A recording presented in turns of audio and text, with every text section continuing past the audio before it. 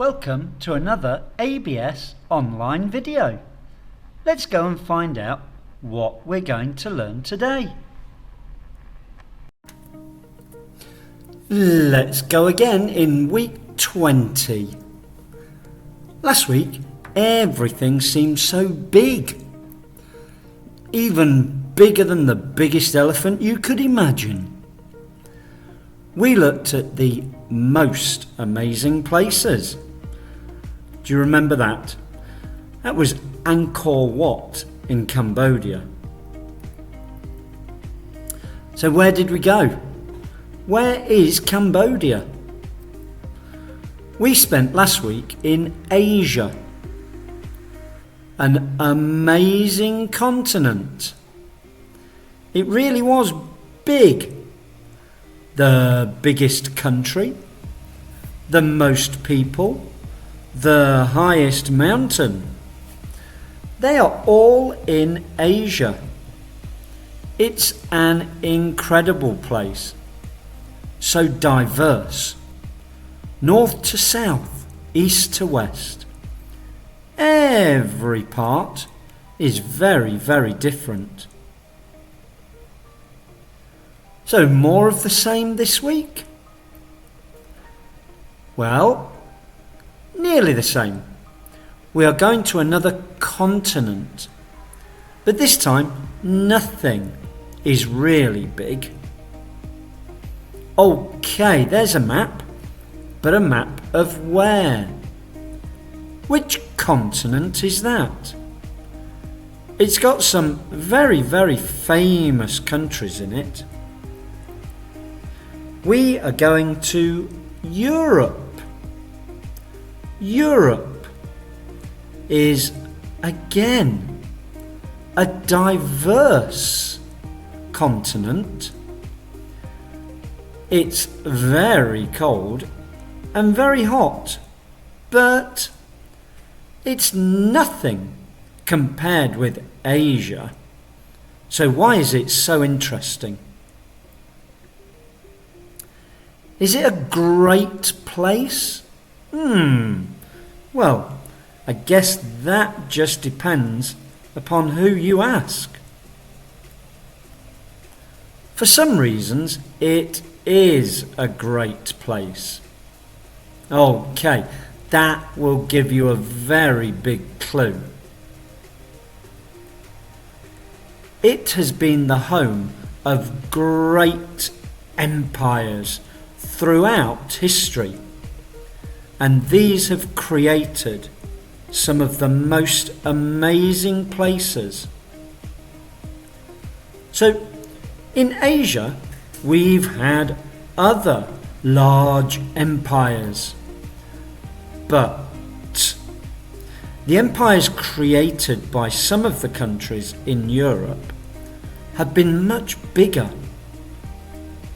So here we've got the Roman Empire and the British Empire.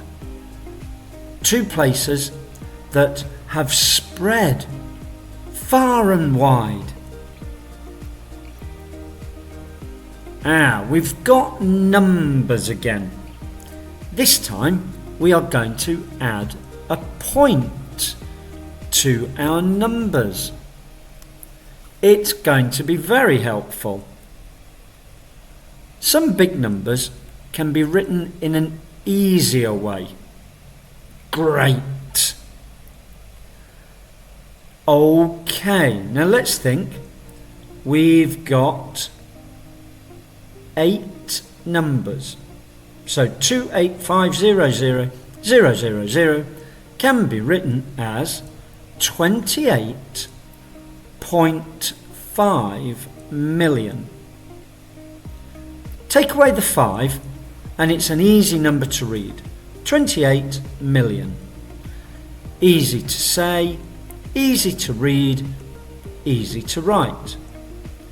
But if we put a 5 in there, or some other numbers as well, the point makes it much easier. 28.5 million.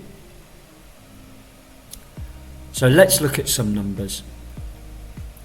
There are 44 countries in Europe, but the total population is far lower than China. Wow! So one Asian country has got more people than 44 European countries. Okay. The total population of Europe is 742,452,000. Now, it's still a big number, certainly. It's a lot of people. And don't forget, the population is going up every day. Now, we can also round a number up or down. So, 742,452,000 could be said as almost 750 million, or over 740 million.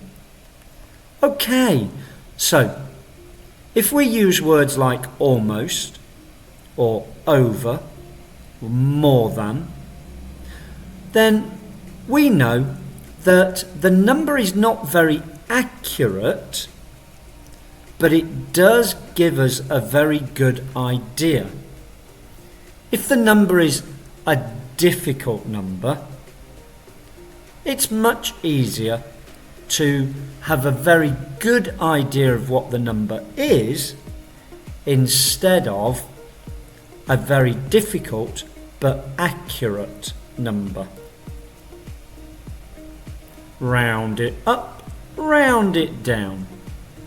So, Europe, is it a large continent?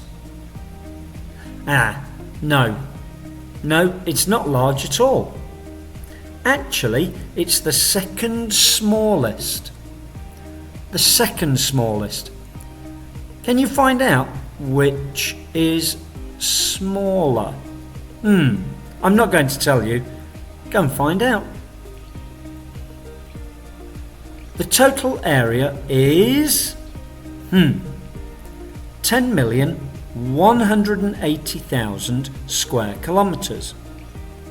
Or, let's make it easier, 10.18 million square kilometres. We could even say almost 10.2 million. That would be rounding it up.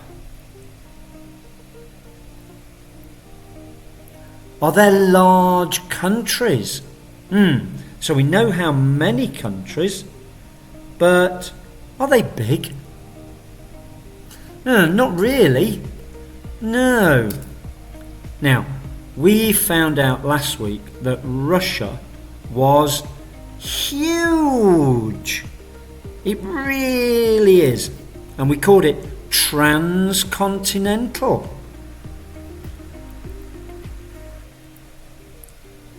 And the small part of Russia that is in Europe is still the biggest European country.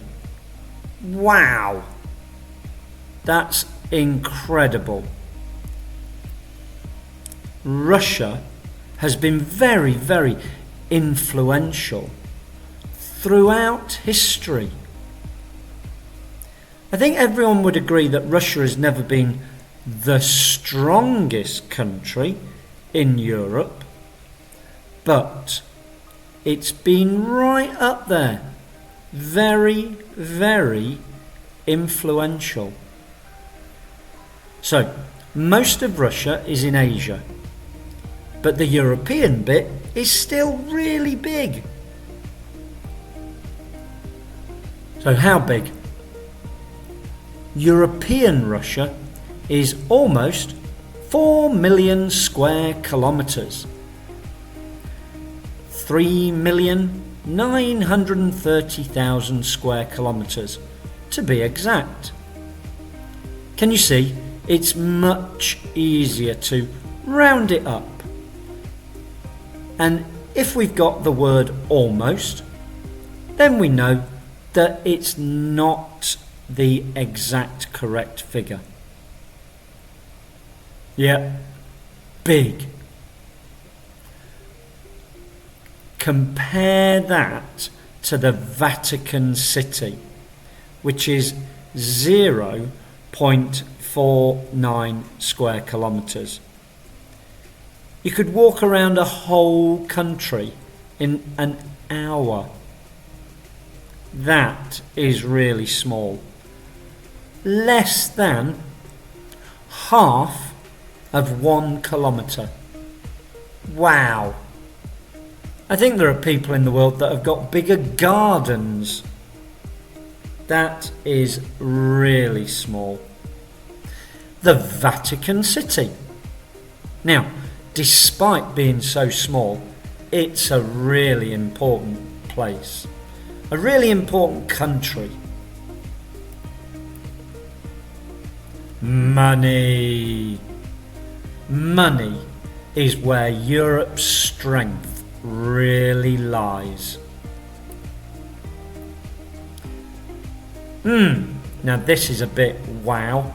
People in the tiny state of Monaco have an average annual income of $183,244. Now that's just the average income. Now, just take the number 183,000. You go to your computer or your mobile phone and convert that into your currency, and you will go, wow. That's a lot of money to have. Every year. GDP. What? Well, this means gross domestic product.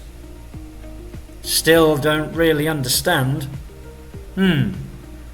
So, it's a very, very important idea in economics. GDP, gross domestic product. Yep. What? Right. Let me try and explain. This is the money value of all finished goods and services in a country in a year. So, we know how much goods and services are worth. We know how much we pay for things. The GDP is how much has been paid for everything in a country in a year. That's going to be a big number.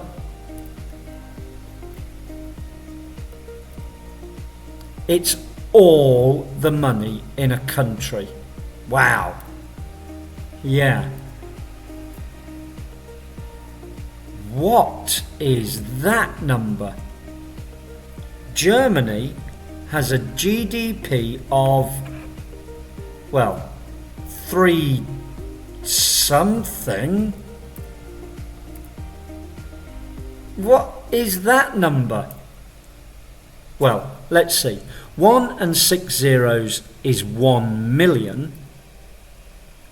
1 and 9 zeros is 1 billion. 1 and 12 zeros is 1 trillion. A trillion. Can you imagine how much money that is? I think it's more than that. So, I think we should use a point here. So now we know we've got 3 trillion. That looks easier. Germany has a GDP of $3.8 trillion. Well done, Germany. That's incredible. That is the strongest economy in Europe. History. We've got a lot of that. Europe has had so many great empires throughout history. This means that there have been many wars and invasions. These in turn mean that countries' borders have changed often. So in Europe, the countries have always been changing. Some of the names have been there for a very, very, very long time. But the borders, they have been very mobile, really. So 3 great countries. Europe has lots of famous countries. Have you heard of Italy? Of course. It is an ancient country. There it is. Oh, hold on. No, it isn't. It isn't an ancient country. But we all know about Rome. Rome is in Italy. But it's not been called Italy, and the borders have not been the same. Italy is a young country. Italy was only unified in 1861. That's a little over 150 years ago. For many centuries, Italy was made of many separate city-states and suffered from foreign invasions many times. They were wonderful cities, some of the most beautiful in the world. Cities such as Milan, Florence and Venice were rich and beautiful. For a long time, they knew that the only way they could defeat foreign invasions was by unifying. These 2 pictures here are of 2 of the incredible cities. At the top we've got Florence, and at the bottom Venice. Amazing, beautiful. Germany is ancient? No, again. German borders have changed many times over the centuries. So that's Germany today. Very big, very strong. The last time their border changed was in 1990. Well, that's only 30 years ago, isn't it? Wow. There have been many changes. 1,000 years ago, the Holy Roman Empire covered much of Central Europe, including Germany. For many centuries, there have been many small states, each with their own royal families. So sometimes we have to think, what does country mean? What does state mean? Is a state a country? Is a state independent? Well, that's another thing that makes history so very interesting.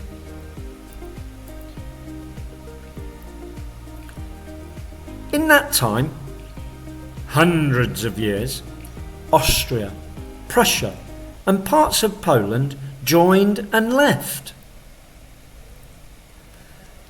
Devastating wars in the 20th century saw Germany lose huge amounts of territory and then cut in half. the final change? Well, we said a few minutes ago when that happened.